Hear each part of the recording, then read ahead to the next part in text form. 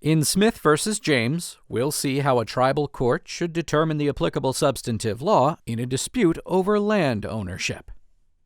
Martha Bolehonga had 2 daughters, Mollie Honeyestewa and Ruth Smith. Honeyestewa had 3 daughters, including Joyce James.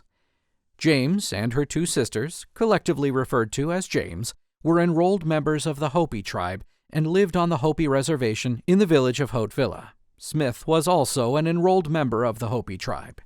When Bolehonga died, Bolehonga left a tract of farming land on the reservation. Smith and James disagreed over who had the exclusive rights to use and occupy the land.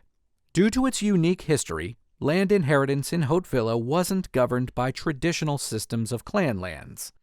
Instead, village customs applied to land inheritance.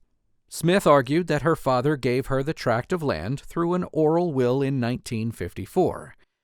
James claimed that she had the right to the land because, pursuant to Hopi tradition, Honeyestewa got the land because she remained on the land and cared for Bolehonga.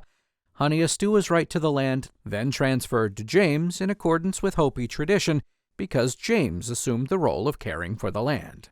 James argued that Smith had been disowned by Bolehonga because Smith married a non-Hopi tribe member, moved off the Hopi reservation, and didn't participate in Hopi ceremonies. In 1993, Smith erected fencing stakes on the land and planted fruit trees. James claimed this use interfered with her right to use the property and that the use was contrary to Hopi traditions. James filed a petition for a preliminary injunction and to quiet title to the land in Hopi tribal court. Smith filed a counterclaim to quiet James's title to the land.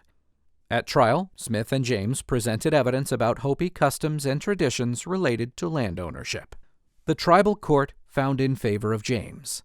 Smith appealed to the Hopi tribe appellate court.